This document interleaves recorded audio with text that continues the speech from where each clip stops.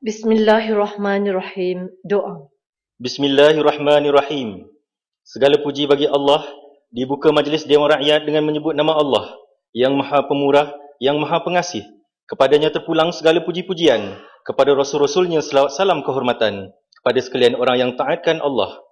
Ya Allah yang bersifat Maha Hikmat, limpah keadilan yang menanggungkan kewajipan ke atas pemerintah dan ahli majlis permesyuaratan bagi mentadbir muslihat masyarakat pergaulan, mudah-mudahan sentosa aman, makmur limpah kebahagiaan meliputi sekalian penduduk negara Malaysia.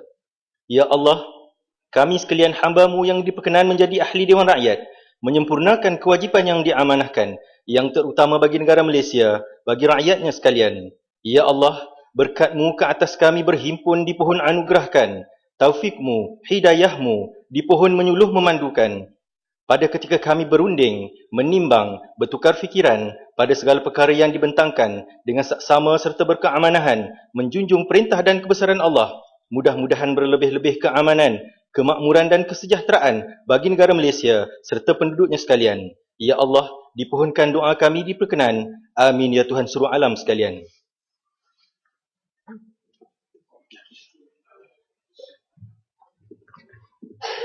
Pertanyaan-pertanyaan bagi jawab lisan.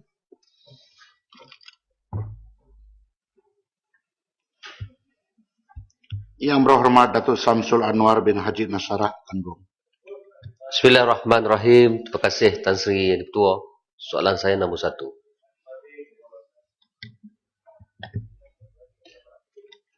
Terima kasih Tan Sri Yang Ketua. Bismillahirrahmanirrahim. Assalamualaikum warahmatullahi wabarakatuh.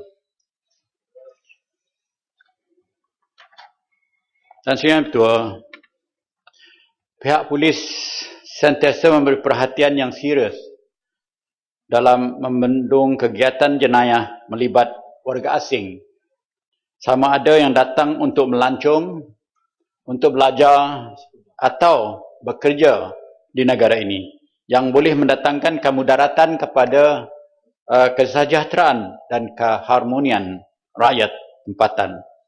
Statistik pada tahun 2013, seramai 19,050 orang warga asing telah ditangkap, bersamaan 12% daripada keseluruhan 147,062 kes jenayah indeks yang dilaporkan di seluruh negara. Pada tahun 2014, Januari hingga September, seramai 14,143 orang warga asing telah ditangkap, bersamaan 14% daripada 97,333 kes jenayah indeks yang dilaporkan seluruh negara. Selain terlibat dengan jenayah indeks, kebanjiran rakyat asing menyumbang kepada kadar jenayah komersial. Aktiviti mereka berlaku secara bersiri, bersindiket dengan menjadikan rakyat negara ini serta di luar negara sebagai mangsa. Mereka telah mewujudkan rangkaian sindiket penipuan dengan menggunakan komputer dan internet sebagai alat utama penipuan. Mereka juga menjadikan wanita-wanita tempatan sebagai rakan sejenayah serta membawa keluar hasil penipuan ke negara asal melalui kemudahan sistem perbankan elektronik yang terdapat di negara ini. Statistik tangkapan terlibat dalam jenayah komersial pada tahun 2014 Oktober adalah seramai 925 orang. Kehadiran warga asing juga turut dikesan terlibat dengan pengedaran dadah, penyalahgunaan dadah dalam negara. Statistik penglibatan warga asing dalam aktiviti pengedaran dadah dan penyalahgunaan dadah pada tahun 2014 hingga Oktober adalah seramai 4,930 orang. Bagi menjawab soalan B, jumlah perbelanjaan yang dikeluarkan oleh pihak PDRM ketika pencerobohan di Lahad Datu adalah sebanyak 22,875,845 sen, yang meliputi perbelanjaan dalam 10 sudut. Jadi Tan Sri banyak sangat nak dibaca, jadi saya tak payah baca. Jadi itulah Lagi selepas itu, perbelanjaan juga dikeluar secara peringkat-peringkat untuk membantu pihak PDAM menangani masalah yang dihadapi di Lahad Datu. Terima kasih, Tan Sri Yang Ketua. Lenggong. Terima kasih Tan Sri Ketua. Terima kasih Yang Menteri. Jadi dengan cabaran dan pelbagai perubahan yang berlaku hari ini, dengan jenayah rentas sempadan dan sebagainya, saya pasti pihak berkuasa sentiasa meningkatkan keupayaan untuk mengatasi semua cabaran ini. Namun kita jangan pastinya pihak penjenayah juga pasti sentiasa meningkatkan keupayaan mereka. Sudah tentu hari ini kerjasama dengan pelbagai negara dilakukan dan sedang dan telah akan dilakukan. Apakah Yang Menteri dan kerajaan berpuas hati dengan kerjasama ini, dan apakah lagi kerjasama lain yang dibuat bagi kita atasi jenayah ini, kerana ia bukan hanya melibatkan sebuah negara, dia banyak negara, dan pastinya kerjasama dengan negara-negara lain adalah antara jalan dan cara untuk mengatasi jenayah ini. Saya mohon penjelasan Pak Menteri. Terima kasih, Tan Sri Yang Ketua. Untuk maklumat Dewan Yang Mulia ini, bahawa kerjasama pihak kementerian dan juga dengan pihak agensi-agensi penguatkuasa serantau dan juga antarabangsa adalah didapati memuaskan. Umpamanya perhubungan pihak polis dengan ASEANPOL dan juga polis Interpol, yang mana exchange of dengan izin information dan intelijen ini masih berterusan untuk memberi maklumat yang terkini berhubung dengan gerak-geri dan sindiket yang terlibat dengan soalan jenayah antarabangsa melalui forum yang telah kita juga sebagai parti to the Trans-Border Crime Convention United Nations. Jadi dalam keadaan sedemikian kita memainkan peranan yang proaktif, bagaimana kita juga mendapat sokongan khususnya macam negara-negara jiran, negara Singapura, negara Indonesia dan juga Thailand. Kita mempunyai perhubungan yang baik dalam sudut kerjasama serantau di kawasan ASEAN.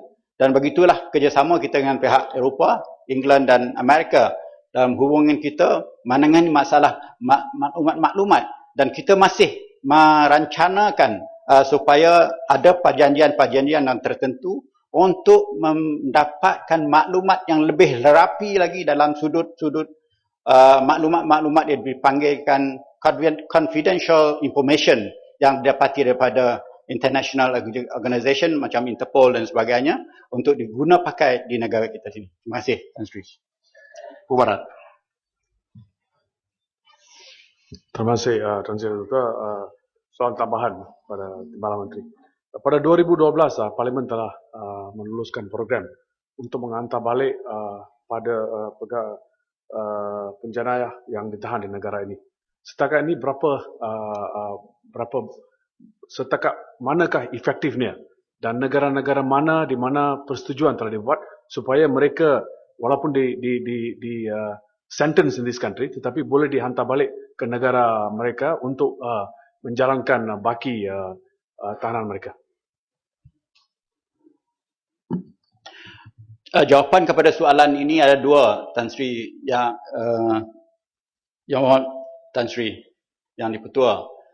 Yang pertama ialah untuk kita menghantar balik penjenayah yang ada melakukan jenayah sama ada di negara asal ataupun di sini, dan dipinta dihantar balik oleh negara asal mereka ke negara mereka, itu berlandaskan undang-undang yang mana Yang Berhormat daripada Ipoh Barat memang mengetahui sama ada kita menandatangani treaty untuk extradition penjenayah yang ditangkap di negara ini untuk balik ke negara mereka. Dan juga sudut-sudut ciri-ciri jenayah yang boleh dihantar, Yang Berhormat juga mengetahui bahawa dia mestilah jenayah di sini dan jenayah juga di negara mereka, barulah kita boleh menghantar balik, dan banyak lagi ciri-ciri berhubung dengan extradition ini. Itu yang pertama. Yang kedua ialah banduan, pertukaran banduan. Orang yang telah didapati bersalah di negara ini dan dipenjara di negara ini hendak dihantar balik ke negara mereka sendiri untuk menghabiskan masa penjaraan mereka di negara mereka sendiri. Yang Berhormat, ini belum lagi diselesaikan oleh kerana pada insya-Allah Dewan ini akan membincang lagi berhubung dengan undang-undang penjara yang kita akan tamatkan pada 26. Terima kasih Tan Sri kerana melulus permohonan saya. Berhubung dengan bil rang undang-undang tu akan dibincang 26 bulan. Kalau disetujui oleh Dewan, insya-Allah proses undang-undang kita semuanya cukup dan kita akan melaksanakan treaty daripada bilateral dengan negara-negara yang asing. Sekarang kita dah sinarai negara yang mempunyai undang-undang yang sama. Di seluruh ASEAN ini hanya yang tidak mempunyai undang-undang itu mungkin 1-2 negara saja tidak ada exchange of prisoners undang-undang di seluruh ASEAN ini. Jadi yang hormat akan dilaksanakan apabila rang undang-undang penjara yang telah dibincang di Dewan akan ditamatkan insya-Allah pada 26 bulan nanti kita laksanakan. Terima kasih yang hormat. Yang berhormat Datuk Kamaluddin bin Jaafar, tempat. Assalamualaikum, salam sejahtera. Terima kasih Tan Sri Yang Pertua. Soalan saya nombor 2. A'udzubillahi minasyaitonirrajim. Bismillahirrahmanirrahim. Assalamualaikum warahmatullahi wabarakatuh. Salam sejahtera, salam satu Malaysia. Tan Sri Yang Pertua, maklumat pendapatan kasar bagi isi rumah di Malaysia diperoleh daripada penyiasatan pendapatan isi rumah yang dilaksanakan oleh Jabatan Perangkaan Malaysia. Penyiasatan terakhir ialah pada tahun 2012, manakala penyiasatan terkini masih dalam pelaksanaan. Data awalan penyiasatan terkini adalah merujuk kepada bulan Januari hingga Jun 2014 yang dinilai daripada 42,000 isi rumah. Antara penemuan awalan adalah seperti berikut.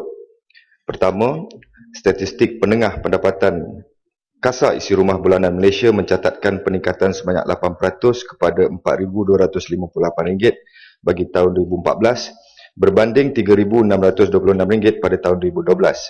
Ini memberi gambaran awal bahawa 50% daripada jumlah isi rumah di Malaysia berpendapatan kurang daripada RM4,258, manakala 50% lagi isi rumah berpendapatan melebihi nilai tersebut. Kedua, purata pendapatan kasar isi rumah bulanan negara tumbuh pada kadar 8.4% setahun kepada RM5,919 daripada RM5,000 dalam tempoh yang sama. Analisis lengkap dan terperinci mengenai penyiasatan ini hanya boleh diperolehi apabila laporan muktamad dikeluarkan pada bulan Julai 2015 nanti. Terima kasih. Sila, tempat. Terima kasih Tan Sri, terima kasih Yang Berhormat kerana memberikan maklumat awal-awal kepada Dewan Yang Mulia ini setelah kita mendengar laporan dan pengumuman oleh Yang Berhormat Menteri sendiri di Jabatan Perdana Menteri berkaitan dengan angka kenaikan sebagaimana yang disebutkan tadi sehingga ke tahap RM5,900 sebulan bagi isi rumah di Malaysia. Saya yakin dan percaya Yang Berhormat Menteri pun amat arif tentang ini dan amat mengetahui bahawa kajian-kajian yang dibuat khususnya akhir-akhir ini oleh pengkaji-pengkaji yang terikat atau berkaitan dengan kerajaan sendiri, pengkaji-pengkaji di Khazanah Negara sendiri, iaitu Khazanah Research Institute atau KRIS ringkasnya, yang memberikan maklumat-maklumat yang membimbangkan. Misalnya disebutkan lebih daripada 53% rakyat Malaysia tidak mempunyai apa-apa aset keuangan. Dan daripada lebih 53% itu, lebih daripada 70%-nya adalah orang-orang Melayu. Dan ada statistik-statistik yang lain. Disebutkan misalnya amanah saham Bumiputera, walaupun adalah program untuk Bumiputera, tetapi lebih daripada 55% Bumiputera tidak mempunyai pun akaun dengan ASB. Begitu juga semalam atau 2 hari yang lalu, Khazanah Institute ini juga memberikan laporan yang mengatakan perbandingan harga rumah di Malaysia berbanding dengan Singapura atau Amerika Syarikat adalah tinggi berbanding dengan pendapatan rakyat Malaysia ini juga. Dan yang paling menyedihkan, rakyat miskin akhirnya membeli barangan rumah yang biasa seperti peti ais, televisyen dan sebagainya, akhirnya kosnya lebih tinggi daripada orang kaya sebab orang-orang miskin terpaksa berhutang dan kadar hutangnya yang dinamakan ansuran mudah itu mengikut laporan ini menjadikan akhirnya kos atau harga kepada orang miskin di Malaysia amat tinggi. Jadi saya hanya ingin menanya kepada Menteri sama ada kementerian akan menekankan lagi cadangan-cadangan untuk memastikan selain daripada purata pendapatan yang tinggi menjadikan negara kita ini negara kaya, persamaan pendapatan di kalangan rakyat seluruhnya tanpa mengira wilayah dan agama dan kaum dapat diperbetulkan kembali. Terima kasih, Tan Sri. Tan Sri Yang di-Pertua, sebenarnya siasatan pendapatan isi rumah ini dijalankan kali pertama mungkin tahun 74. Malahan sebelum itu pun kita mempunyai siasatan yang sama berpandukan kepada saranan yang dibuat oleh United Nations, Pertubuhan Bangsa-Bangsa Bersatu. Siasatan ini mustahak untuk kita merencana dan merangka setiap rancangan Malaysia negara dan seperti yang Berhormat sedia maklum, tempoh rancangan Malaysia ke-10 sudah ke penghujung dan insya-Allah pada tahun hadapan kita akan membentangkan rancangan Malaysia ke-11. Sebelum rancangan itu dapat kita rangka dengan baik untuk manfaat rakyat, satu siasatan yang lengkap perlu kita buat. Ini yang suka saya nyatakan terlebih dahulu. Siasatan awal juga sebenarnya mendapati bahawa perbelanjaan isi rumah turut meningkat. Bukan sahaja pendapatan tapi perbelanjaan juga meningkat. Ini juga menjadi perhatian kepada kerajaan. Bagaimana dapat kita kemudiannya nanti menangani beberapa kaedah dan pelan perancangan untuk memastikan bahawa perbelanjaan isi rumah rakyat dalam negara kita yang meningkat ini dapat kita bantu untuk meringankan bebanan mereka. Cuma yang ingin saya sentuh apabila Yang Berhormat menyebut tentang khazanah research. Sebenarnya kajian yang dibuat oleh Jabatan Perangkaan Negara berbanding dengan Khazanah Research Institute ada sedikit perbezaan. Tidak ada pencagahan tetapi perbezaan kerana kita melihat dari segi pola taburan pendapatan isi rumah dan juga untuk mengenal pasti golongan miskin dari segi pendapatan perbelanjaan, mengambil kira perkara-perkara yang lebih menyeluruh. Pendapatan sebagai contoh, kita juga mengambil kira perkara dari segi gaji upah yang terakru secara berulang termasuk kepada jika ada orang yang mengambil upah tidak dibayar dengan wang tunai. Mungkin dia panjat pokok kelapa, orang beri upah dia buah kelapa, itu juga kita ambil kira sebagai pendapatan. Namun begitu, segala perkara yang kita bincangkan ini adalah amat penting untuk kita pastikan tidak ada kesilapan ataupun seboleh-boleh paling kurang kesilapan supaya rangka yang kita bentangkan nanti dapat benar-benar memberi manfaat dan Yang Berhormat boleh terus memberikan kita apa juga maklumat untuk dipertimbangkan dalam siasatan yang sedang berlangsung ini. Terima kasih Yang Berhormat. Pasal Gudang. Terima kasih Tan Sri Speaker, Yang Berhormat Menteri. Kita pun tahu tentang penerimaan rakyat berhubung dengan survey atau perbancian yang telah dilakukan dan dihebahkan. Sehubungan dengan itu, saya ingin bertanya, apakah jenis dan bagaimanakah survey atau bancian yang dilakukan dan adakah kerajaan berhasrat untuk mengkaji semula paras garis kemiskinan sedia ada dan menaikkannya kepada amount yang lebih tepat serta bersesuaian dengan keadaan ekonomi semasa. Terima kasih. Terima kasih Yang Berhormat Pasir Gudang. Saya ingin memberitahu dalam kajian yang kita buat bermula daripada tahun 2013 yang bermulanya kajian untuk penyediaan. 2014 kita mula berjumpa dengan kumpulan sasaran. Untuk makluman Yang Berhormat, seramai kita mensasarkan 83,456 isi rumah yang akan kita temui sehingga akhir Disember tahun ini. Dan sebenarnya kalau boleh saya beritahu dari segi metodologi, ada 120 muka surat yang perlu diisi oleh kesemua isi rumah yang kita jumpa berpandukan kepada Akta Perangkaan 1965, yang mana kalau kita tengok dokumen yang perlu diisi 120 muka surat ini, dia lebih detail daripada cukai pendapatan, borang cukai pendapatan. Malahan ada juga yang mengeluh dan kita melibatkan hampir 1,847 orang pegawai petugas dalam menyelesaikan tugasan ini. Dan tahun 2015 kita akan mula membuat penilaian kepada hasil yang telah kita kutip. Dan mengenai jawapan garis kemiskinan tadi, Yang Berhormat sebenarnya memang dalam kajian yang kita buat ini, ia juga selain daripada memberi garis panduan kepada perancangan-rancangan Malaysia yang akan datang, ia juga sebenarnya berkait rapat dengan perkara-perkara termasuk menentukan garis kemiskinan negara. Sebab itu saya beritahu tadi, semasa penggulungan peringkat dasar Yang Berhormat Menteri telah pun berkongsi dengan Dewan ini mengenai jumlah perbelanjaan isi rumah yang turut meningkat, yang akan menjadi pertimbangan. Bukan hanya pendapatan isi rumah meningkat, perbelanjaan isi rumah juga meningkat, dan perkara-perkara yang berkaitan kepada kemudahan asas ini juga diberikan tumpuan agar kita dapat memberikan jumlah yang lebih realistik, bukan hanya kepada perkara-perkara yang diumumkan tetapi tidak mencerminkan apa yang berlaku di peringkat akar umbi. Terima kasih Yang Berhormat. Sila, saya nampak tadi suara daripada Sabah atau Sarawak pasal soal ekonomi. Sila, Tan. Terima kasih Tan Sri Yang Dipertua. Soal jurang pendapatan yang disoal daripada sahabat saya dari Tumpat amat penting sekali, terutama sekali Tan Sri, kalau kita melihat antara pendapatan orang yang terkaya dengan orang yang termiskin. Orang termiskin ini ada dua kategori. Satu duduk di bandar sendiri dan di luar bandar. Yang saya akan sentuhkan ini adalah juga mengikut penduduk-penduduk yang golongan muda misalnya, yang baru bekerja.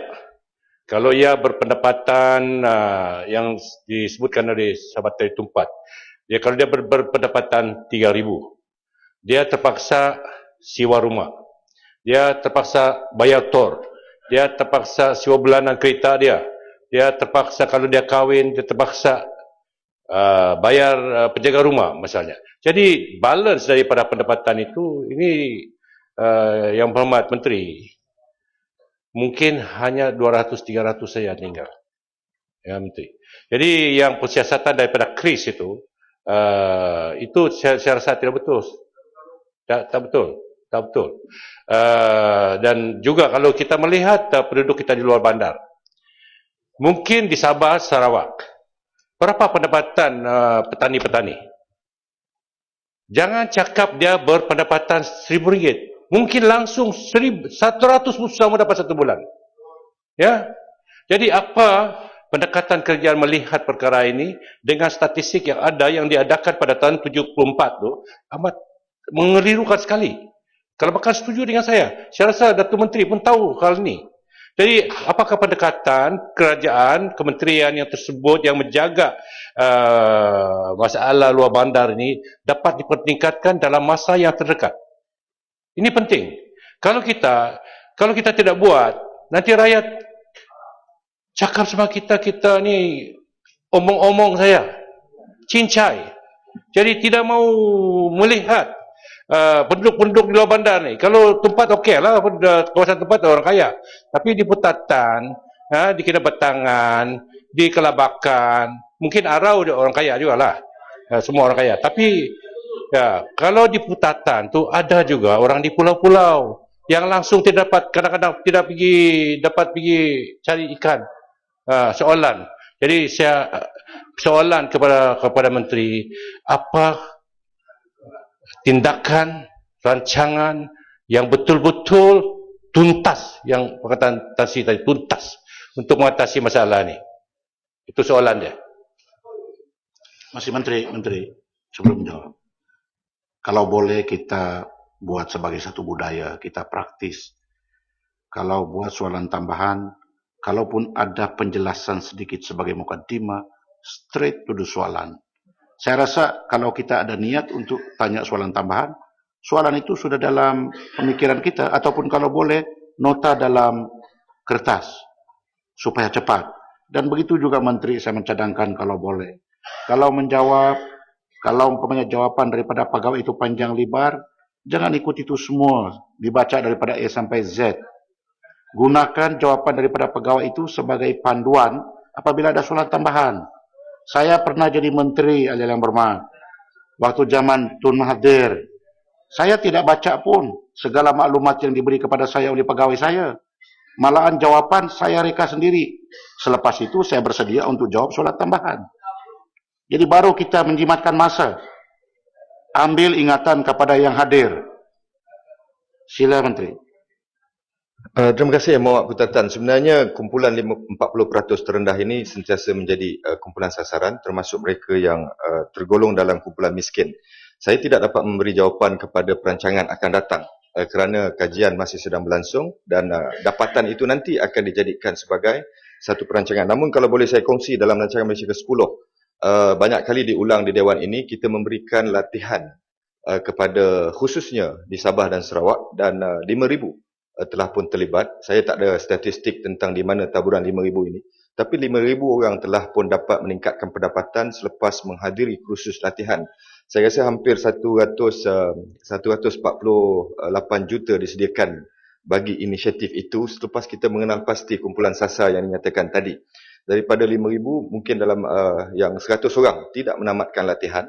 Namun begitu, sekurang-kurangnya dapatan yang kita perolehi telah dapat memberikan kita satu perancangan untuk kita membantu meningkatkan pendapatan kepada kumpulan sasar, khususnya 40% terendah dan juga kumpulan miskin. Namun begitu, saya percaya masalah memerangi ataupun mengeluarkan rakyat kita daripada kemiskinan ini tidak akan berakhir dengan mudah dan usaha itu akan terus kita laksanakan. Dan tertakluk kepada dapatan yang sedang disiasat atau dijalankan, insya-Allah akan ada pengumuman-pengumuman bersandarkan kepada masalah tadi akan diumumkan oleh pihak kerajaan. Terima kasih Yang Mohd. Masih sama satu lagi ahli yang berhormat. Mungkin ahli yang berhormat telah nampak tren yang saya buat selalu. Kalau saya izinkan 3 ahli yang berhormat untuk bertanya soalan tambahan, itu saya memikirkan bahawa soalan itu adalah soalan yang selalu dibangkitkan dan penting. Dan kadangkala ada soalan yang melibatkan wanita. Saya panggil wakil-wakil rakyat wanita. Kadang-kadang kalau soalan itu melibatkan wilayah, maka saya buat secara adil. Kalau umpamanya daripada Semenanjung telah bertanya, saya panggil daripada wakil rakyat Sarawak atau Sabah. Itu tren dan budaya yang saya buat untuk diri saya dan timbalan-timbalan saya.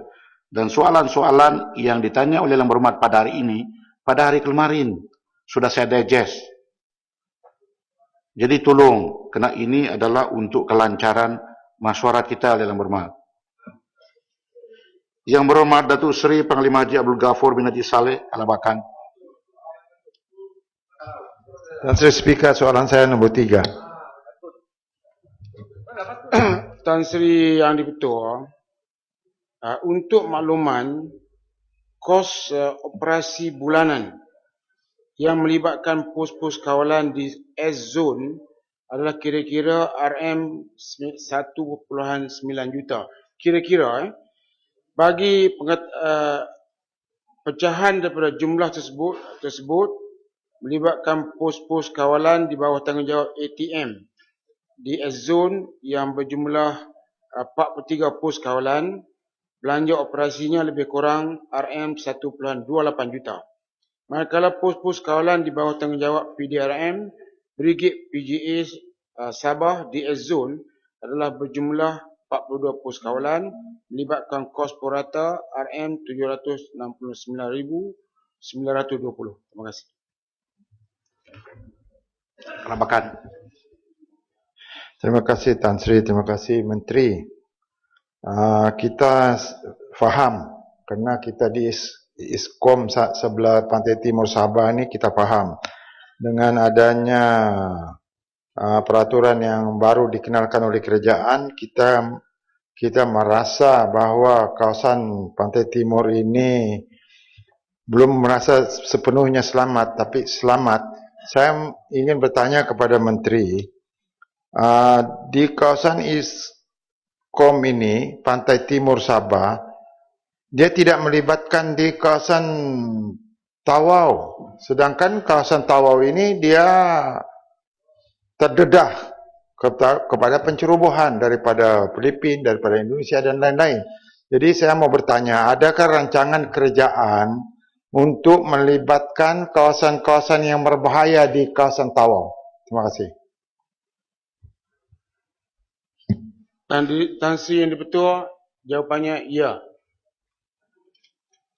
Ya. Okay. Walaupun Tan Sri Yang Di-Pertua, saya ucap tahniah kepada Yang Berhormat Kelabakan kerana mengambil daya usaha untuk berjumpa dengan pengarah operasi Eskom untuk mendapat maklumat terkini.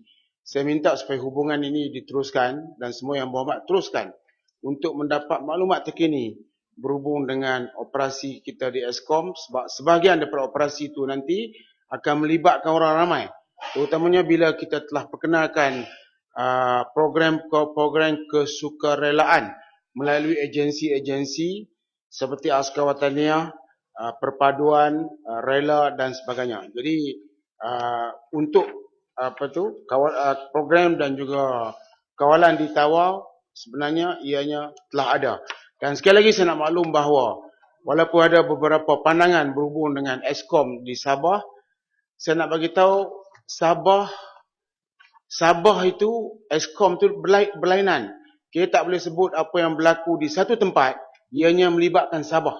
Kalau berlaku di Semporna, sempurnalah. Dia bukan melibatkan Kota Kinabalu. Jadi Sabah masih merupakan negeri yang selamat. Marilah ramai-ramai melancong ke Sabah. Sila, Sepang. Terima kasih Tan Sri Menteri. Terima kasih Tan Sri Yang Di-Pertua. Terima kasih Perdana Menteri. Menteri, saya ingin bertanya dua soalan tambahan. Pertamanya, ada kritikan bahawa Eskom ini dengan izin uses one size fits for all models. Wherever they go, regardless of the local reality. Maknanya mereka mengatakan dari segi penjagaan keselamatan tu dia gunakan satu saiz saja untuk fit semua. Jadi ada satu cadangan mengatakan bahawa mesti ada adanya perbezaan priority setengah-setengah tempat dengan tempat yang lain. Sebagai contoh ini saya baca daripada yang komen daripada ni lah. Mereka mengatakan tempat yang memang betul dilihat yang kerajaan yang Eskom lebih tahu bahawa tempat ni lebih tidak selamat, seharusnya dia punya tight security dia ditingkatkan. Begitulah tempat yang kurang selamat. Yang pertama. Yang keduanya saya nak tanya juga, Eskom ini ditubuhkan setelah berlakunya kejadian tragedi Sulu. Saya ingin bertanyakan, untuk mendapatkan confidence di kalangan masyarakat, adakah kerajaan bersedia untuk rilis ataupun mengadakan kertas putih tragedi Sulu itu supaya dapat dilihat apakah punca kelemahan atau punca kejadian sebenar Sulu itu dan apakah kelonggaran-kelonggaran aspek keselamatan yang menyebabkan berlakunya tragedi Sulu itu.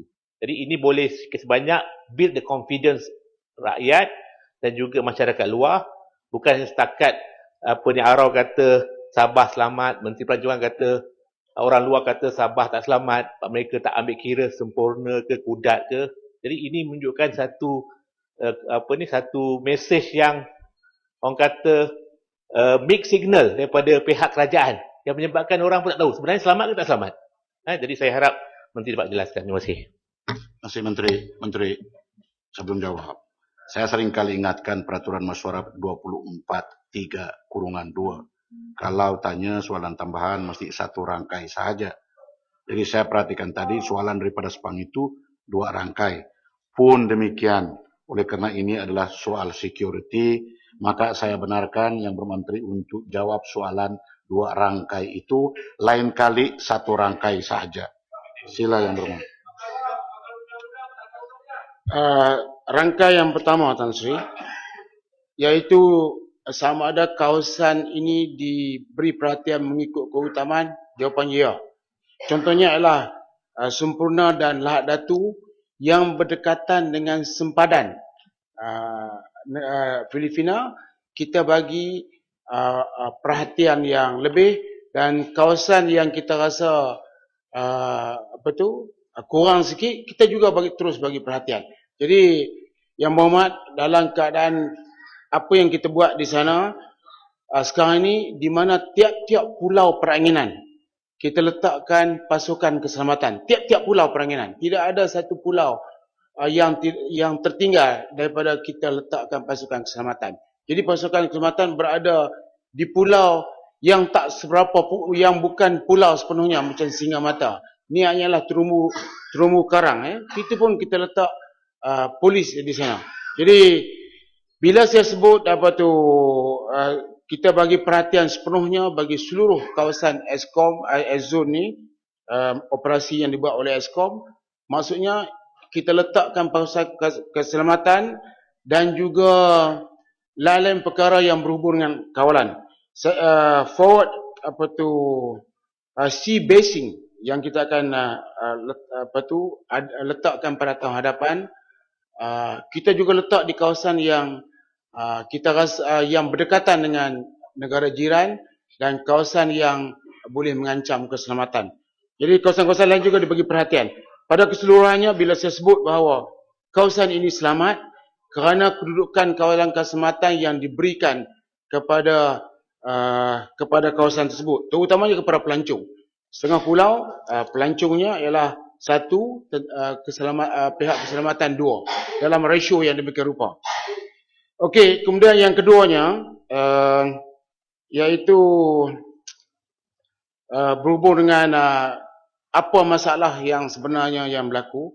Hal ini telah pun kita maklumkan dari masa ke semasa. Yang Berhormat sedia maklum bahawa mereka membuat tuntutan ke atas Sabah dan perkara itu berlarutan. Dan ini harus diselesaikan di peringkat diplomatik, di mana perkara-perkara yang berhubung dengan perlembagaan kerajaan Filipina itu dan juga berhubung dengan perlembagaan kita harus dibincangkan di peringkat tersebut. Jadi saya tak perlu cerita yang ni, tapi begitulah.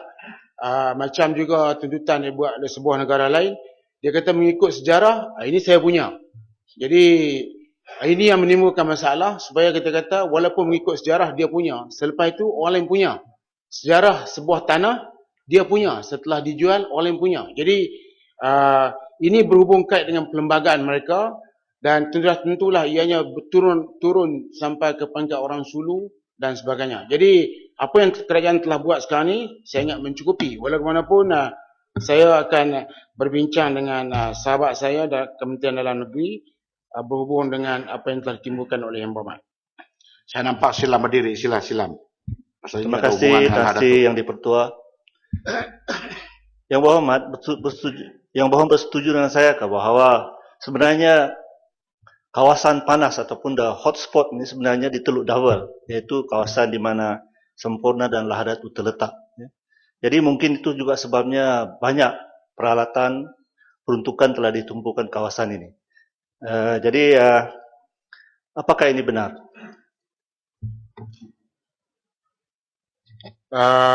Benar ataupun tidak, biarlah saya bagi jawapan secara betul. Tetapi perhatian memang kita bagi kepada kawasan kalau dari segi prioriti lah kan, prioriti keutamaan Lahad Datu dengan Sempurna itu sebab dia berdekatan dan di situ banyak pulau-pulau peranginan dan juga lain-lain lagi kita bagi perhatian. Tetapi kawasan lain juga diberi perhatian, termasuk Tawau. Yang Berhormat Kelabakan tahu bahawa boleh kata tiap-tiap minggu saya akan pergi ke Tawau sebab dia ada pulau Sibatik di sana. Kita nak pastikan supaya penyelundupan itu dapat dikurangkan di tahap yang memuaskan. Sebab kita nak pastikan Tan Sri supaya subsidi yang kerajaan bagi kepada rakyat Malaysia itu biarlah untuk rakyat Malaysia dan bukan orang lain yang menumpang. Sebab dengan cara tersebut kerajaan boleh bagi perhatian lebih serius kepada rakyat kita. Jadi apakah benar? Saya akan bagi jawapan secara betul. Walaupun Yang Berhormat di kawasan Eskom ni sedia maklum bahawa perhatian serius yang kerajaan bagi pada soal-soal keselamatan itu termasuk curfew yang masih kita teruskan, boleh dikatakan menjamin keselamatan di kawasan yang berkenaan. Tetapi di Sabah secara keseluruhan, di samping Eskom dan sebagainya, Yang Berhormat, kita ada Gunung Kinabalu, kita ada Kudat, tempat Tan Sri yang di-Petua. Kita ada tempat-tempat menarik di seluruh Sabah. Dan Sabah, kita akan pastikan bahawa keselamatan yang ada di zone ini dapat dipanjangkan ke seluruh negeri Sabah. Sabah adalah sesebuah negeri yang harus dilawati oleh semua pihak, termasuk rakyat Malaysia. Yang berhormat Tuan Lim Lip Eng Segambut. Ya, soalan 4. Terima kasih. Tan Sri Yang di-Pertua, terima kasih saya ucapkan kepada Yang Berhormat Segambut di atas soalan yang dikemukakan. Saya mau menjelaskan bahawa perbelanjaan bagi sambutan Hari Kemerdekaan pada setiap tahun bermula pada tahun 2010 sebagaimana berikut. Pada tahun 2010 perbelanjaannya ialah 13.9 juta. Pada tahun 2011 14.1 juta. Tahun 2012 20 juta. Tahun 2013 20 juta. Tahun 2014 yang terbaru 17 juta, iaitu kurang 3 juta daripada tahun sebelumnya. Ianya melibatkan pelbagai acara termasuk doa untuk Malaysia yang dihadiri kira-kira 30,000 orang yang berhimpun di Dataran Merdeka, kempen Kibar Jalur Gemilang, Memory Chowkit Road di Kuala Lumpur, Amanat Merdeka, Perbarisan dan Perarakan Kemerdekaan pada tanggal 31 Ogos. Sukar kalau dikatakan berapa pesertanya. Kalau pada hari kemerdekaan kebiasaannya yang melibatkan diri dalam perbarisan dan acara padang ialah kira-kira 16,400 orang. Tetapi yang hadir, kalau dikira yang hadir, keseluruhannya pada kali ini dalam semua acara dikirakan antara 400 hingga 500,000 orang. Di samping itu pada tahun ini saya ingin maklumkan juga bahawa kita mendapat sokongan daripada pelbagai pihak, termasuk mereka yang memberikan pelbagai bentuk tajaan, sama ada tajaan terus, tajaan melalui akaun amanah sambutan kemerdekaan, tajaan dalam bentuk barangan dan tajaan misalnya apabila kita meminta supaya pawagam-pawagam negara ini memainkan lagu negaraku sempena sambutan kemerdekaan, keseluruhan tajaan yang diberikan kita anggarkan bernilai hampir 10 juta ringgit. Terima kasih. Terima kasih Tan Sri. Tadi Menteri tidak jawab soalan yang kedua dalam soalan asal. Tetapi ya, Hari Merdeka disambut pada setiap tahun pada 30 hari bulan Ogos, dan Hari Kebangsaan 31 ya. Hari Kebangsaan pula disambut pada 16 hari bulan September setiap tahun.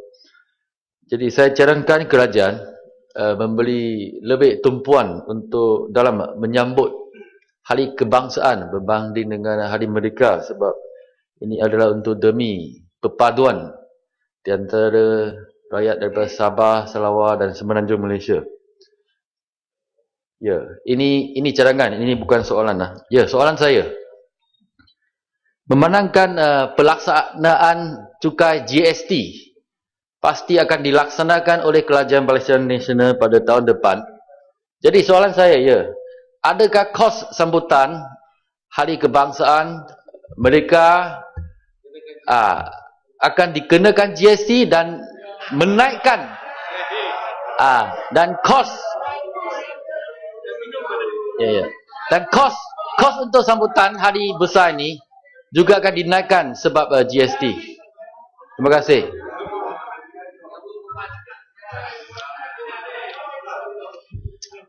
Tan Sri Yang di-Pertua, pertamanya saya perlu betulkan, saya rasa Yang Berhormat tak faham apa dia Hari Merdeka, Hari Kebangsaan.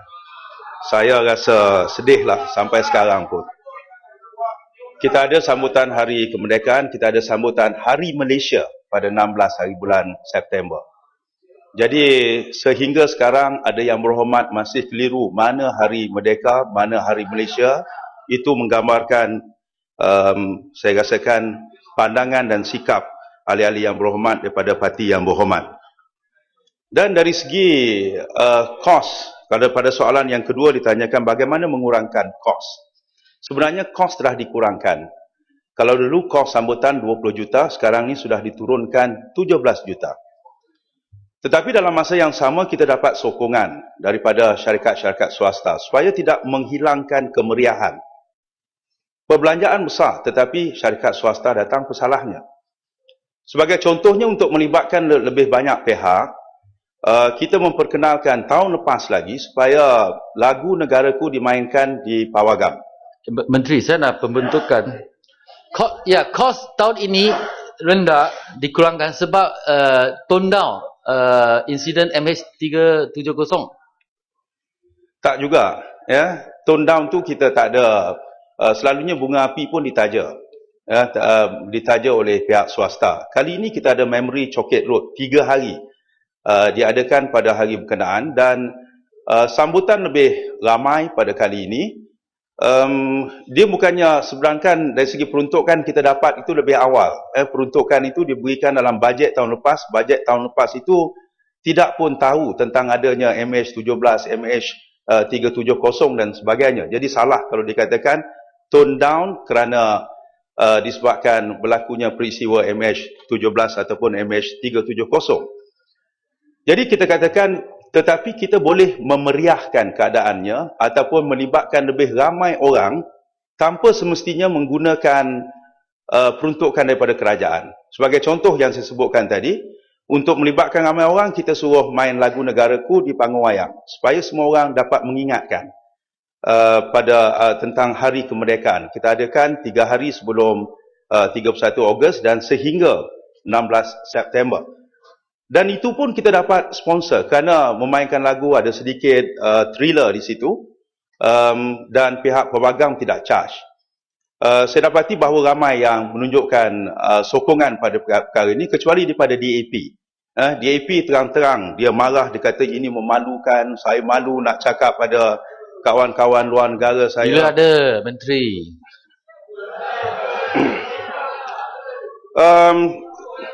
Yang berhormat boleh cek di dalam Facebook, akaun Facebook YB Kuching, YB daripada DAP Kuching, pada 16 hari bulan September yang lepas. Antara kata dia, this is, dengan izin Tan Sri Yang Di-Pertua, dia kata, this is absolute disgrace and ridiculous, dia kata.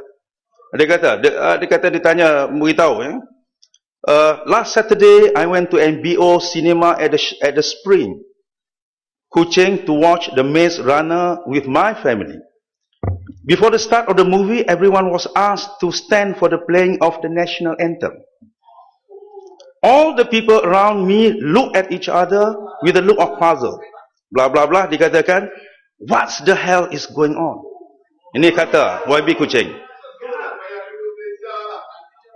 The question is exactly what's going on, katanya. Since when has this playing if national anthem in cinema started? Dia tak tahu dah mula pada tahun lepas. Macam yang berhormat tak tahu ada Hari Malaysia. Is Malaysia heading towards the communist Mao era?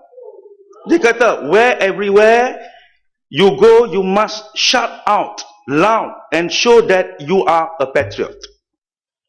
Dengan izin lagi, this is absolute disgrace and ridiculous. Ini kenyataan YB daripada Kuching. I would not know how to tell my friends overseas. Tak tahu macam mana nak beritahu kawan-kawan luar negara. That we Malaysians are so patriotic that we play our national anthem before watching a movie. Next, kata dia, ini yang menariknya. Next would be before dinner, before bedtime, and maybe before S... Ini pendirian yang berhormat DAP. Yang berhormat daripada Kuching lah. Tetapi saya percaya ini disokong dan dasar yang dibuat.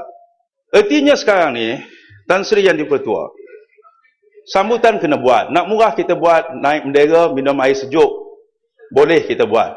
tetapi untuk menyemarakkan semangat patriotism, semangat bagaimana kita mengingati hasil perjuangan orang yang terdahulu, bagaimana kita menyatakan kesyukuran kita tentang keindahan, kedamaian dan kemakmuran yang ada pada hari ini. Perlu kita belanja. Dan kita belanja dengan berhemah dalam soal ini. Nak timbul tentang apakah tak lama, bila sambutan Hari Merdeka, kita kenakan GST. GST kat mana Yang Berhormat? Apakah orang pergi, kita nak beri kutip GST dekat dataran Merdeka? Saya rasa Yang Berhormat berada dalam keadaan ketidakfahaman yang sangat serius tentang soal GST dan tentang soal kenegaraan dalam negara kita. Terima kasih, Tan Sri. Terima kasih, Yang Berhormat dulu. Yes, sebagai regard Tan Sri. Yang Berhormat dulu. Duduk dulu, Yang Berhormat.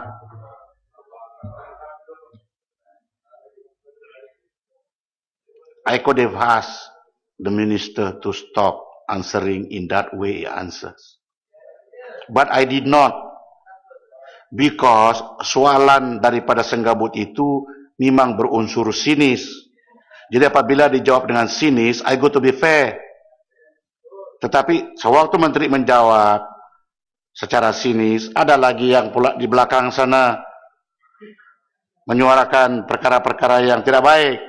Jadi jangan sama sekali berhujah atau menyuarakan sesuatu yang mengundang kekecohan.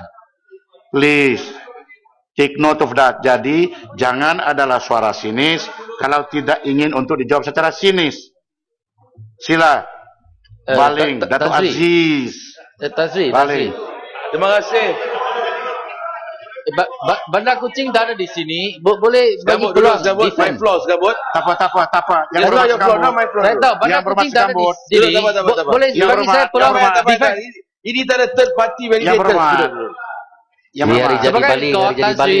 Yang Berhormat Bandar Kuching, dia telah apologize. Dia telah apologize. Terima kasih. Baling dulu. Saya tarik nafas duduk baling. Kerana saya punya temperature sudah mulai naik. Mula-mula tadi mood saya baik. Segambut. Kalau nak tanya soalan lain kali, fikirkan dulu apa reaksi yang menjawab. Begitu juga dengan teman-teman lain. Kalau ada jawaban seperti begitu, cool lah sikit. Kena kalau tidak timbul lagi macam tadi, dia berdiri lagi tanya, Bandar Kuching tiada. Sila baling, jangan ada kesinisan. Kena itu sangkaan jahat kalau sinis. Terima kasih Tan Sri Speaker. Saya nak ucapkan syabas dan tahniah kepada kementerian yang selama ini telah memperjuangkan semangat patriotisme. Ini bukan sinis, Tan Sri yang dipertua. Saya bercakap yang benar. Qulil haq walau kana muron. Bercakaplah kamu yang benar walaupun pahit untuk didengar pada mereka di sana. Ustaz, jadi saya nak ucapkan syabas dan tahniah. Perjuangan ini harus diteruskan. Dan saya fikir apa yang dilaksanakan oleh kementerian di bawah kerajaan Barisan Nasional di bawah kepimpinan Yang Amat Berhormat Datuk Seri Perdana Menteri Datuk Seri Muhammad Najib bin Tun Abdul Razak amat signifikan sekali untuk rakyat Malaysia. Jadi saya rasa menteri teruskanlah usaha yang menteri buat, kementerian buat. Ini perkara yang cukup baik. Cuma saya ingin memberi sedikit pandangan. Saya tidak ada soalan sebab semuanya terbaik. Tidak ada soalan. Saya cuma nak bagi pandangan. Apakah boleh kerajaan Malaysia, dia tak ada soalan. Saya ada soalan saya tadi. Apakah boleh kerajaan Malaysia mengadakan perayaan Hari Kemerdekaan yang dibuat selama ini di kawasan-kawasan luar bandar? Kalau boleh pergi ke Baling ataupun pergi ke Parit Sulong, Lenggong dan sebagainya, ataupun pergi ke Kemamang pun tak apa. Bawa semua pemimpin-pemimpin negara yang tertinggi termasuklah ke bawah Duli Yang Maha Mulia Tuanku Agong, bawa ke kawasan luar bandar untuk kita berkongsi sama-sama semangat patriotisme yang ada, yang semangat jati diri yang ada kepada anak generasi kita. Itu soalan saya. Kalau menangkan Kapa diam boleh tak Kapa? This is not your floor Kapa. Can you shut up? Saya nak bagi tahu. Peraturan mesyuarat Tan Sri. Saya nak bagi tahu. Peraturan Bagi mesyuarat kacau Tan Sri. saya Tan Sri. Saya tak kacau dia. Jadi saya ini peraturan soalan mesyuarat. saya boleh atau tidak Peraturan mesyuarat membawa ke kawasan Luar Badan. Terima kasih. Tan Sri, peraturan mesyuarat Tan Sri. dia kutuk macam tu boleh Tan Sri. Ahli yang berhormat, lain kali saya suruh Setiausaha untuk pindah tempat duduk. Baling sama kapal. Tak boleh. Sekejap-sekejap kawan, sekejap-sekejap tengkar. Dia sengaja. Setiap kali dapat apa ni floor dia mesti kacau saya. Menteri. Perangai budak-budak ni. Kalau boleh react kepada soalan penghabisan. Yang lain itu coba cadangan dan dorongan. Ini baling. Ini sisi soal jawab. Bukan buat cadangan. Saya terima kasih dulu. Lepas tu saya minta ini peraturan mesyuarat Tan Sri. Mana boleh tanya Tan Sri yang pendapat. Mesti soalan. Tak faham peraturan mesyuarat. Ya sila. Peraturan 24 dari clear. Tak tahu peraturan balik lah. Tak apa, sepang saja. Sila. Tan Sri Yang di-Pertua, di sini lahirnya sebuah cinta adalah merupakan tema Hari Kemerdekaan pada kali ini, dan ini adalah tempat tercinta kita, Dewan Yang Mulia ini. Apa yang dihujahkan dan dicadangkan oleh Yang Berhormat Baling tadi adalah satu cadangan yang boleh saya bawa ke atas. Cumanya kita berpegang bahawa ada beberapa sambutan utama harus kita mengekalkan tradisinya. Misalnya perarakan di Dataran Merdeka kerana ada sejarahnya. Dataran Merdeka bukannya untuk kita membuat demo-demo yang tak sepatutnya, tetapi itu tempat yang mulia untuk sambutan kemerdekaan. Jadi itu antara perkara yang dikekalkan. Namun gitu kita terbuka bahawa sambutan harus diadakan di peringkat-peringkat, semua peringkat. Misalnya sambutan kemerdekaan di 4th of July dengan izin di Amerika, digalakkan supaya orang mengadakan majlis makan malam, majlis, pelbagai majlis yang diadakan, itu boleh dilakukan di mana sahaja. Saya berterima kasih di atas cadangan yang dikemukakan. Yang berhormat, soalan nombor 5 dari Yang Berhormat Datuk Henry Yusof Agong, lawas tidak dapat dikemukakan untuk dijawab secara lisan, memandangkan beliau tidak berada dalam Dewan Mesyuarat pada ketika ini. Yang berhormat Dr. Ong Kiang Ming Serdang. Terima kasih Speaker. Soalan saya soalan nombor 6. Terima kasih.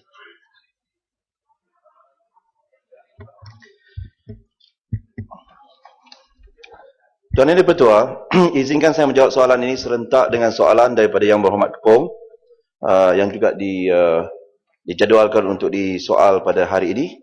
Kedua-dua soalan bertanyakan mengenai projek Waste to Energy dengan izin WTE di Kepong. Tuan Yang di-Pertua, untuk makluman ahli Yang Berhormat, proses tender bagi projek pembinaan loji WTE di Kepong ini seperti lazimnya dilaksanakan melalui 3 peringkat, iaitu pertamanya Pre-Qualification Questionnaire ataupun PQQ, yang keduanya Request for Proposal RFP, dan yang ketiganya Best and Final Offer. Proses ini dibuat bagi memilih pembida yang benar-benar berwibawa dengan penglibatan perunding antarabangsa. Di samping itu, melalui proses ini akan memastikan kerajaan memperoleh projek yang value for money dengan izin, mesra alam sekitar ataupun environmental friendly, dan bagi mendapatkan teknologi yang terbukti. Projek ini telah ditender secara tender terbuka antarabangsa oleh Unit Kerjasama Awam Swasta Jabatan Perdana Menteri melalui proses PQQ yang dibuka pada 27 Januari 2014 dan telah ditutup pada 28 April 2014. Dokumen ini boleh diperolehi oleh mana-mana pihak yang berminat. Sejumlah 77 dokumen PQQ telah dibeli dan seramai 33 petender telah mengemukakan dokumen PQQ pada tarikh tender ditutup. Bagi menilai dokumen PQQ ini, 2 jawatan kuasa telah ditubuhkan, iaitu Jawatan Kuasa Penilaian Teknikal dan Jawatan Kuasa Penilaian Keuangan. Hasil penilaian tersebut telah diangkat ke Mesyuarat Jawatan Kuasa Awam Swasta untuk dipertimbangkan. Pada 17 Jun 2014, Mesyuarat Jawatan Kuasa Awam Swasta telah bersetuju meluluskan 4 petender untuk ke peringkat seterusnya, iaitu request for proposals. Senarai nama syarikat yang berjaya ke peringkat RFP serta dokumen yang dikemukakan oleh syarikat-syarikat berkenaan tidak boleh dijadikan sebagai bahan umum pada masa ini memandangkan proses tender masih lagi berjalan. Dokumen-dokumen berkaitan termasuk nama-nama syarikat yang dipilih ini diklasifikasikan sebagai dokumen terperingkat oleh agensi yang menguruskan proses tender ini iaitu Unit Kerjasama Awam Swasta Jabatan Perdana Menteri. Surat tawaran kepada 4 petender yang berjaya ke peringkat RFP telah dikemukakan pada 8 Ogos 2014. Tempoh RFP bermula dari 11 Ogos 2014 dan tarikh tutup penghantaran dokumen adalah selewat-lewatnya pada 22 Disember 2014. Untuk makluman Dewan Yang Mulia ini, pada peringkat RFP ini, petender-petender akan dinilai oleh Jawatan Kuasa Penilaian Teknikal dan Jawatan Kuasa Penilaian Kewangan sebelum diputuskan di peringkat Jawatan Kuasa Awam Swasta untuk memilih 2 petender yang layak untuk ke peringkat BAFO. Pada peringkat BAFO, rundingan akan dibuat dengan kedua-dua petender bagi menentukan petender yang berjaya. Seterusnya setelah dinilai dan diputuskan oleh JKAS ataupun Jawatan Kuasa Awam Swasta, keputusan ini akan dibentangkan kepada Jemaah Menteri untuk diperakukan dan pelantikan dijangka akan dibuat pada bulan April 2015. Kerja-kerja pembinaan di tapak dijangka akan bermula pada awal tahun 2016.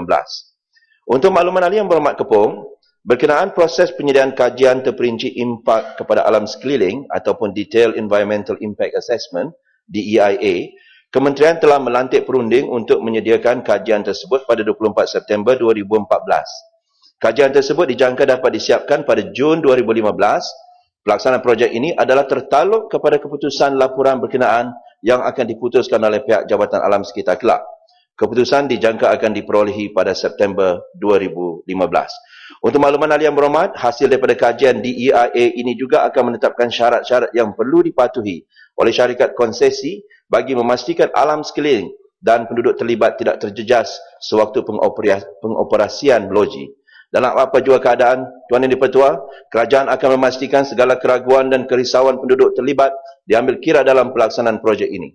Untuk itu, tahap pelepasan gas daripada cerobong akan dipaparkan secara real time kepada umum apabila loji ini beroperasi kelak. Selain itu, kerajaan telah melaksanakan kutipan 2+1 di negeri-negeri yang menerima pakai Akta 672 iaitu Wilayah Persekutuan Kuala Lumpur, Wilayah Persekutuan Putrajaya, Pahang, Johor, Melaka, Negeri Sembilan, Perlis dan Kedah bermula September 2014 yang lalu.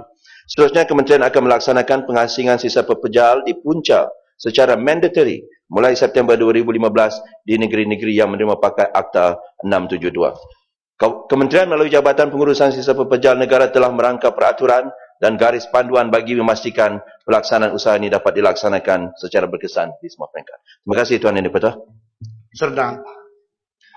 Terima kasih Menteri atas penjelasan yang begitu terperinci. Soalan saya mudah saja. Saya nak tanya sama ada Menteri boleh memberi janji untuk mengaturkan satu pelawatan rasmi kepada dan buka ini kepada semua ahli berhormat yang minat, termasuk pengerusi PAC untuk melawat ke loji incinerator skala kecil yang sedia ada di Pangkor, di Cameron Highlands, di Langkawi dan juga di Pulau Tioman.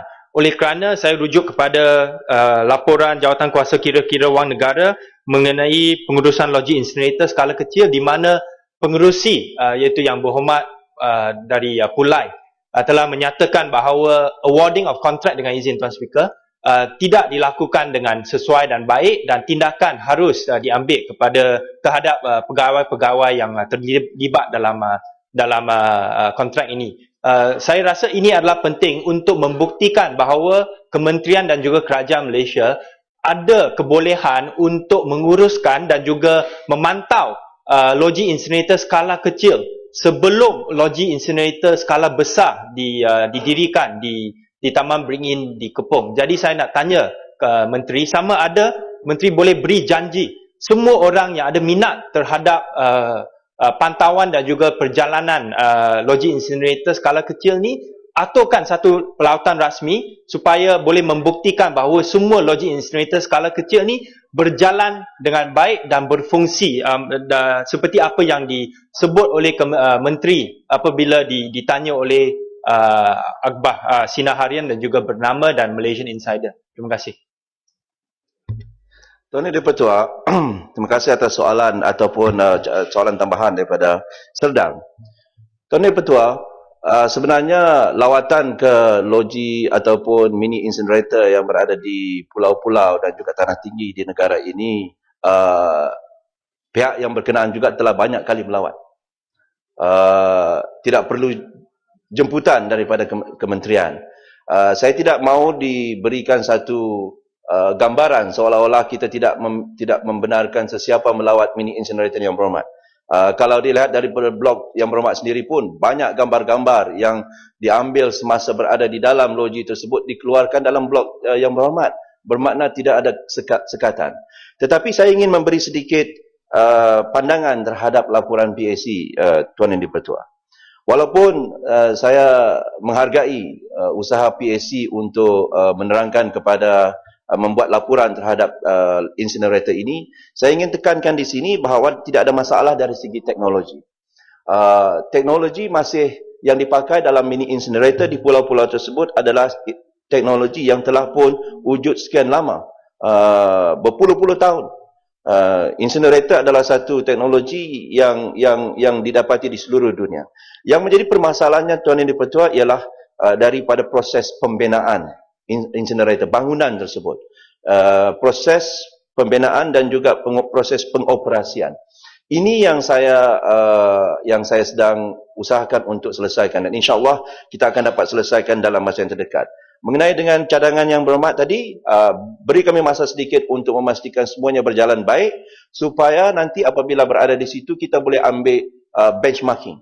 Kalau dalam keadaan sekarang ini di mana proses pembaikan masih lagi berlaku, lawatan tersebut tidak akan memberi makna dan akan hanya memberikan spekulasi yang lebih kepada perkara ini. Dan saya sebagai menteri yang bertanggungjawab ingin memastikan bahawa projek ini dapat dijalankan, dan saya ingin tekankan di sini bahawa projek ini tidak gagal. Yang gagal ialah pembinaannya, dan kita sedang memperbaiki loji-loji ini, dan insya-Allah dalam masa yang terdekat ini kita akan dapat pastikan ianya berjalan dalam kapasiti yang sempurna. Terima kasih. Menteri, pengurusan pun gagal lah. Admitted, please. Jadi bangsa. Terima kasih, Tan Sri. Terima kasih Yang Berhormat Menteri. Ni Serdang, that's what you call hitting below the belt. Terima kasih Pak Menteri. Sila. Mengenai 5 mini loji incinerator yang telah kerajaan award kepada syarikat XCM Teknologi Sdn Bhd, iaitu di Pulau Pangkor, Langkawi, Cameron Highland, Pulau Tioman dan Labuan. Saya dipahamkan bahawa kegagalan mini loji incinerator ini berfungsi seperti mana yang diinginkan oleh kerajaan adalah kerana sewaktu tender memberi loji incinerator ini, kita tidak mensyaratkan kemestian mereka yang mendapat projek ini juga memastikan bahawa operasi incinerator ini berjalan seperti mana spesifikasi yang telah ditetapkan sewaktu tender. Jadi saya harap dalam projek WTE yang akan dibuat di Taman Beringin, kriteria untuk memastikan bahawa operasi ataupun ONM mengendalikan mesin ini mestilah menjadi kriteria prasyarat untuk mana-mana syarikat berjaya mendapatkan tender ini. Jadi saya nak minta Yang Berhormat Menteri, adakah syarikat yang telah di-award di Pulau Langkawi, Pangkor, Cameron Highland, Pulau Tioman dan Labuan perlu dipanggil semula untuk melihat semula mesin-mesin yang telah dipasang ke pulau-pulau dan juga di kawasan Cameron Highland ini. Terima kasih Tuan Yang Di-Pertua. Saya tidak mahu berdiri di sini dalam keadaan denial, Tuan Yang Di-Pertua. Memang mini-mini incinerator yang disebutkan oleh Yang Berhormat tadi mempunyai masalah dari segi pengoperasian. Ada yang tidak berfungsi secara 100%, ada yang mempunyai technical problem, dan mempunyai apa yang dikatakan teething problems. Ini bukanlah satu projek yang senang, Yang Berhormat. Dia bukan satu perkara yang kita boleh bina kemudian setelah dioperasikan 100% perfect on the first try, Tuan Yang Di-Pertua, dengan izin. Begitu juga yang berlaku di negara-negara barat. Incinerator yang dibuat di negara-negara barat juga terpaksa melalui masa tertentu untuk tweaking, masa untuk memperbaiki, adjustment dan sebagainya. Walaupun di negara-negara barat. Tapi kita ambil maklum apa kerisauan daripada Yang Berhormat. Sebab itu dalam logi WTE, Waste to Energy di Kepong nanti, Yang Amat Berhormat Perdana Menteri sendiri dan Kabinet memastikan bahawa ianya adalah bertaraf antarabangsa. Bahawa teknologi yang dibawa ini adalah bertaraf antarabangsa dan pemain-pemainnya juga adalah bertaraf antarabangsa apabila kita membuka tender ini kepada tender antarabangsa. Ini adalah sebahagian daripada pelajaran yang kita pelajari daripada mini incinerator yang kita buat di tanah-tanah tinggi dan juga di pulau-pulau tersebut. Jadi untuk memaklumkan kepada Yang Berhormat, kajian yang kita buat dan juga sistem proses tender antarabangsa ini telus dan berdasarkan kepada terma-terma dan syarat-syarat yang diperuntukkan dalam tender antarabangsa. Terima kasih. Masih Yang Berhormat Tuan Haji Ahmad Lai bin Bujang Sibuti. Terima kasih Datuk Yang Ketua. Bismillahirrahmanirrahim. Soalan saya nombor 7. Tan Sri Yang Dipertua, Kementerian saya iaitu melalui Lembaga Penduduk dan Pembangunan Keluarga Negara atau LPPKN sememangnya prihatin terhadap usaha untuk meningkatkan accessibility terhadap khidmat sokongan keluarga khususnya dalam aspek penjagaan kesihatan wanita terutamanya di luar bandar. Jadi oleh yang demikian, hasil kejayaan pelaksanaan Pusat Keluarga Bergerak 1 Malaysia, sebanyak 4 buah lagi Pusat Keluarga Bergerak 1 Malaysia akan ditambahkan tahun ini bagi memperluaskan perkhidmatan kepada kumpulan sasar iaitu di luar bandar. Dan 4 Pusat Keluarga Bergerak ini akan ditempatkan di Miri Sarawak, di Sandakan Sabah, di Johor dan juga di Kelantan. Tan Sri Yang Dipertua, mengenai klinik Nur Sejahtera, kita ada 59 buah klinik Nur Sejahtera di seluruh negara dan untuk Sarawak kita akan tambah 1 lagi iaitu yang 2 sudah ada iaitu klinik Nur Sejahtera di Kuching dan Sibu dan kita akan insya-Allah tambah 1 lagi klinik Nur Sejahtera di Miri yang akan beroperasi dijangka pada Disember tahun ini. Terima kasih. Sibuti. Ya, terima kasih Datuk Yang Ketua, terima kasih Yang Berhormat Menteri. Tuan Yang Dipertua, kita sangat mengharapkan bahawa Kementerian Wanita ni, sebab wanita lah yang menyebabkan kebanyakan ahli-ahli parlimen duduk di sini, kerana mereka lah menyokong kita kuat. Sebab itu kita buatkan soalan ini. Datuk Yang Ketua, terima kasih kepada kementerian ini kerana memberi galakan begitu kuat kepada rawatan kepada wanita.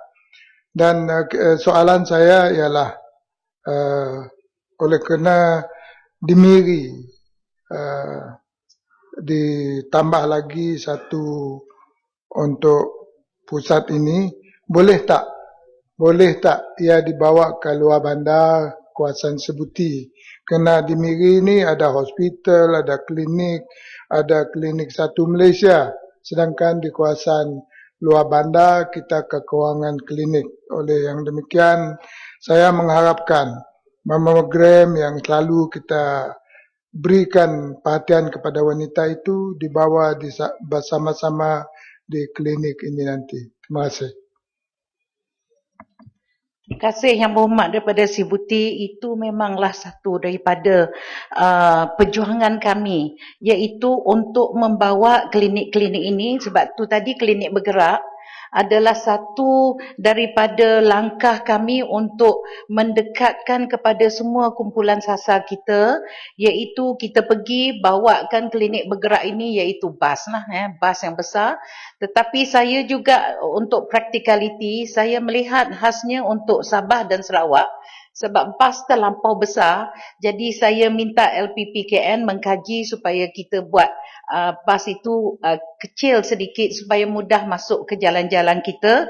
Jadi itu adalah samalah dengan hasrat daripada Yang Berhormat Si Buti supaya kita meluaskan lagi perkhidmatan klinik bergerak, dan pada masa yang sama Yang Berhormat klinik bergerak ini kita mengambil dari segi pendaftaran semua wanita-wanita di luar bandar supaya mereka ini kita minta mereka dan kita uruskan supaya mereka dibawa ke 62 pusat mamogram kami yang berada di seluruh negara, sebab mamogram ini Yang Berhormat dia memerlukan mesin yang sophisticated.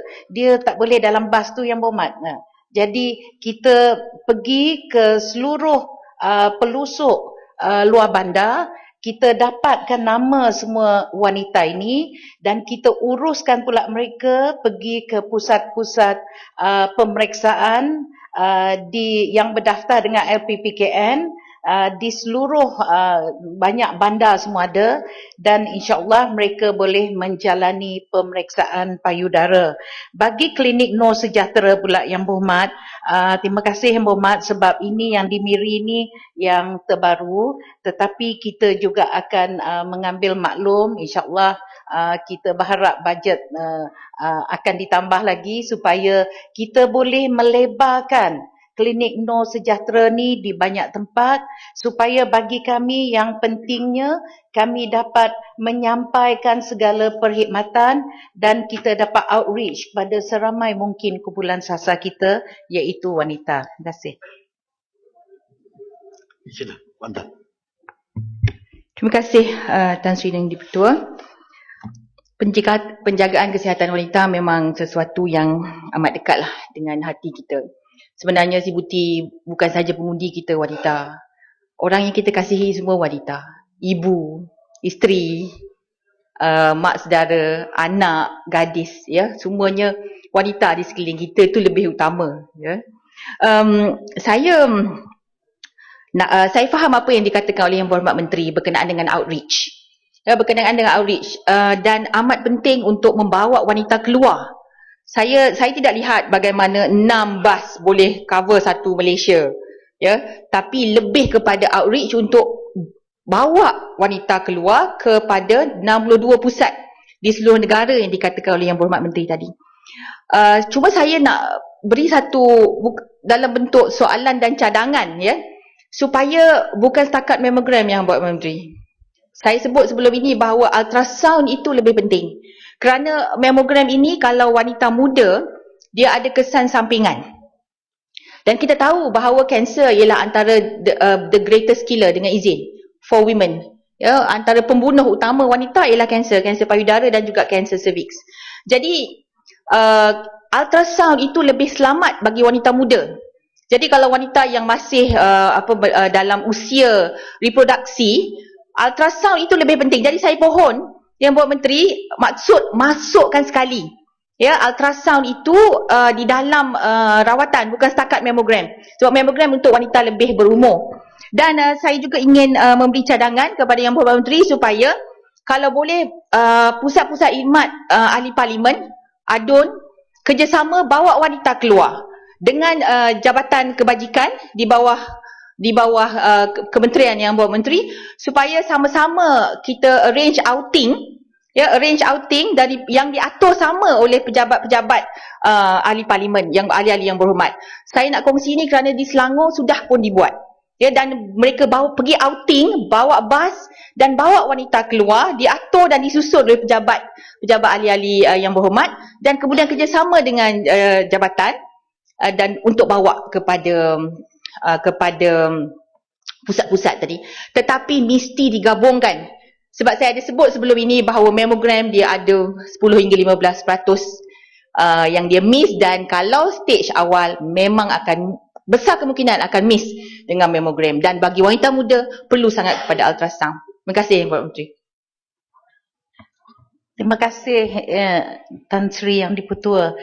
cadangan-cadangan ini memang sangat baik dan memang sentiasa kami pastikan bahawa kita menambah baik. Jadi untuk makluman kepada Yang Berhormat, memang 10 bas yang ada tu tidak mencukupi, itu kita akui. Tapi namun ianya complementary. Ya, sebab sebenarnya yang menjaga dari segi kesihatan adalah Kementerian Kesihatan. Kita membuatkan complementary.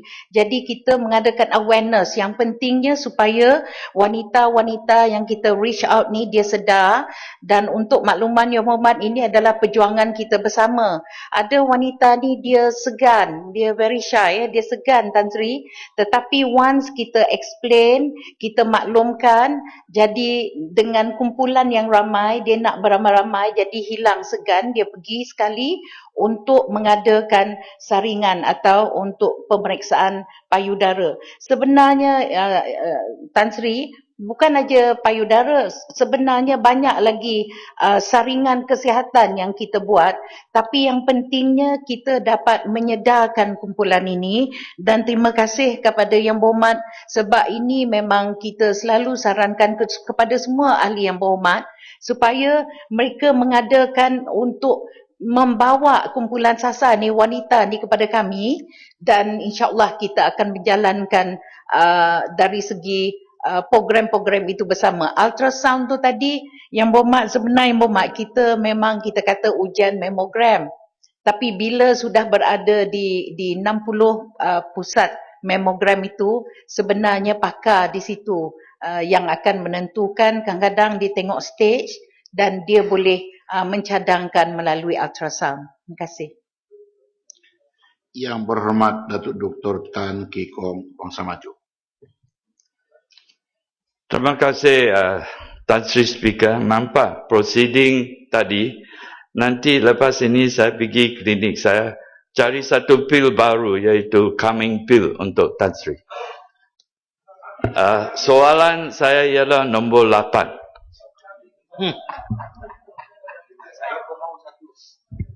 Terima kasih Tan Sri Yang Di-Pertua. Terima kasih Yang Berhormat Bangsa Maju di atas soalan yang dikemukakan. Tan Sri Yang Di-Pertua, untuk makluman ahli Yang Berhormat, sehingga 14 November 2014, status projek pembinaan projek sambungan Lebuh Raya Duta ke Ulu Kelang atau Duke Fasa 2 telah mencapai kemajuan keseluruhan 21%, iaitu melibatkan kerja-kerja asas foundation dengan izin, pembersihan tapak dan pengurusan trafik. Projek dengan anggaran kos sebanyak 1.18 bilion ini telah dimulakan pada awal tahun 2014 dan ia dijangka siap dalam tempoh 36 bulan, iaitu pada akhir tahun 2016. Skop projek Duke Fasa 2 ini melibatkan skim mengatasi kesesakan trafik di sekitar jajaran Duke sedia ada, iaitu di Jalan Segambut, Jalan Tun Razak, Jalan Pahang dan Jalan Semarak Kuala Lumpur. Projek ini dilaksanakan oleh pihak Konsortium Lebuh Raya Utara Timur KL Sendirian Berhad. Terima kasih Tan Sri Yang. Sila, Bangsa Maju. Terima kasih Tan Sri Speaker. Soalan tambahan. Terima kasih atas jawapan Timbalan Menteri. Nampaknya ini Duke Highway ada satu highway yang baik dan saya sentiasa guna highway itu pergi ke Bangsa Maju. Tetapi masih ada bottleneck seperti contoh dari arah Monkera ke Setapak, exit Gombak. Lepas itu bottleneck dekat Kampung Padang Lalang. Bolehkah Timbalan Menteri minta pihak Duke dengan kerjasama DBKL selesai perkara ini? Terima kasih. Terima kasih di atas soalan tambahan Yang Berhormat Bangsa Maju. Sebenarnya Yang Berhormat Kementerian, seperti yang dikatakan oleh Yang Berhormat tadi, sentiasa bekerjasama dengan pihak DBKL. Sebenarnya Kementerian mengarahkan pihak konsesi untuk melaksanakan pengurusan trafik di kawasan yang melibatkan pembinaan Duke 2 ini, Yang Berhormat. Kita akui kawasan pembinaan Duke 2 ini adalah melalui jalan sedia ada dan dibuat atas elevated structure secara keseluruhannya, Yang Berhormat. Jadi yang melibatkan banyak kawasan bottleneck ya. Dan sebenarnya Yang Berhormat, pengurusan trafik ini seperti Yang Berhormat ketahui perlu mendapat kelulusan daripada DBKL, dan pihak LLM serta pihak konsesi akan sentiasa bekerjasama seperti yang saya katakan tadi. Dan di dalam perkara ini, untuk pengetahuan Yang Berhormat, LLM sentiasa mengadakan mesyuarat berkala dengan pihak DBKL dan juga pihak konsesi untuk memantau serta menyelesaikan isu-isu yang berkaitan dengan pelaksanaan projek ini, termasuklah masalah pengurusan trafik. Dan masalah yang dibangkitkan oleh Yang Berhormat itu kita telah catat dan juga akan sampaikan kepada pihak konsesi dan pihak LLM. Terima kasih Tan Sri Yang Di-Pertua. Saudara Speaker, saya nak tanya Menteri, disebabkan kerajaan telah bersetuju diperpanjangkan jajaran Duke Highway ini, saya nak tahu sama ada disebabkan apabila telah selesai penaik tarafan ini, dia akan affect kadar tol yang dikenakan ini, ataupun untuk tidak memanjangkan ini, kerajaan membenarkan pula tol ini dipanjangkan tempoh konsesinya. Terima kasih. Terima kasih kepada Yang Berhormat Setiawangsa yang di atas soalan beliau. Untuk pengetahuan Yang Berhormat, seperti yang kita ketahui, Duke 2 masih dalam tempoh pelaksanaan dalam proses pembinaan. Dan segala pengumuman ataupun keputusan mengenai tol ini akan dibuat sejurus saja selesainya projek ini dilaksanakan, apa saja projek lebuh raya sekalipun. Dan sebenarnya dalam soal ini kerajaan berhak untuk menyemak semula harga tol yang telah dipersetujui sekiranya perlu, Yang Berhormat. Seperti yang saya katakan tadi sebelum ini dalam penggulungan ucapan Kementerian Kerja Raya, sebenarnya apa-apa keputusan akan dibuat oleh kerajaan apabila kita melihat kepada sentimen ataupun keperluan rakyat di bawah, Yang Berhormat. Dalam soal sama ada menaikkan tarif tol atau tidak pun terletak kepada kerajaan. Dan walaupun kita telah membincangkan mengenai toll rates ini, penangguhan kenaikan tol, dan juga terdapat sejumlah peruntukan telah diperuntukkan, tetapi sekiranya kerajaan membuat keputusan tidak atau membiarkan kenaikan harga tol, itu adalah terpulang kepada kerajaan, kerana kerajaan berpandukan kepada apa yang dilihat sebagai keperluan rakyat di bawah, Yang Berhormat. Seperti contoh yang semalam I was sebenarnya misquoted, Tan Sri, saya mohon izin untuk diperbetulkan oleh rakan-rakan media. Sebenarnya kerajaan belum membuat keputusan mengenai kenaikan sama ada hendak menaikkan harga tol atau tidak. Ini terpulang kepada apa yang akan dimesyuaratkan sempena dengan mesyuarat sara hidup yang akan dipengerusikan oleh Timbalan Perdana Menteri sendiri. Jadi walaupun allocation ataupun peruntukan telah ditetapkan, ini kita akan terpulang kepada kerajaan sama ada memutuskan menaikkan harga tol atau tidak. Jadi samalah dalam soal ini, tol rates ini akan diumumkan sejurus saja projek disiapkan, kerana kerajaan berhak untuk menyemak semula sama ada mengenakan harga tol yang sama ataupun harga tol yang berbeza, Yang Berhormat. Ini akan diputuskan selepas sahaja projek lebuh raya yang menyentuh dalam isu ini, lebuh raya Duta ke Ulu Kelang Fasa 2 ataupun Duke 2, Yang Berhormat. Terima kasih Tan Sri Yang Di-Pertua. Yang Berhormat, sisi pertanyaan-pertanyaan untuk jawapan lisan berakhir.